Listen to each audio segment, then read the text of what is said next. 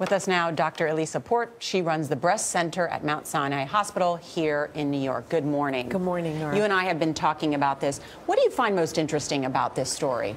I think what's so interesting about it is that a woman of her stature has decided to do this, which, to be honest with you, happens in my office all the time in privacy, but it shows us how far reconstructive options have come, that a woman who clearly makes her living off of her looks and her talent and so forth is willing to do this kind of thing for life-saving measures, knowing that she's going to get a very reasonable cosmetic result. What are those options?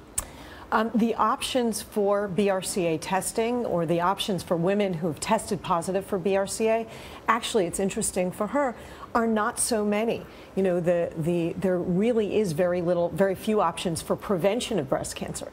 So either women decide to have this very, very life-changing surgery in some ways, or they opt for surveillance. That's so interesting that you say that, because if you have the BRCA1 or Yes. BRCA2, you say very few options because it's 90% likelihood that they're going to get breast cancer at some point. Yes, and this is a very, very selected group of women. It really doesn't apply to the general population. So the whole concept of running out to get tested really doesn't apply to most women, other than those for whom they have a very, very strong family history of breast, ovarian cancer. There's some very, very specific red flags. So what percentage of women presented with this choice make the decision that she made? Right.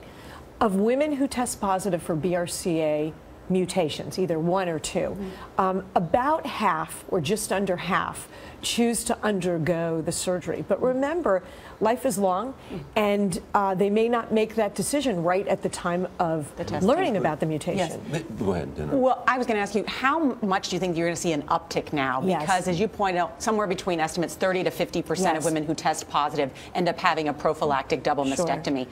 Is the phone going to be ringing off the hook now, or in some degrees, those who have tested to say, you know what, now that she's done it, I have more confidence to go through with this? Yes, I think for the group of women who have already tested positive and who are on the fence about what to do and when to do it, it may push them to do that. I think. No, go ahead. I think in terms of getting tested, there is no question that when someone reads a story like this, they wonder, how does this apply to me? And the important point is that for most women, it probably doesn't. I do think it's important to raise awareness so that if a woman is living with a strong family history, knowing breast and ovarian cancer, then all of a sudden to put this on the radar and say, you know, maybe I should look into this more. Quickly, my point, I think what I was asking, aren't the options for reconstruction much better today than they've ever been? Absolutely. There are a lot of different options for reconstruction. It's done with implants. It's done with taking one's own tissue, typically from the abdomen, and transferring it up to the area of the chest and rebuilding the breast with one's own tissue. So plastic surgeons have gotten tremendously sophisticated in terms of, we have lots of options in terms of where to make the incision to make it less prominent. We have lots of options in terms of saving the nipple, not saving the nipple. So these are all individualized on a case-by-case basis for a person to give her the best result. Dr. Port, thank you. Thank you for having me. Great to see you.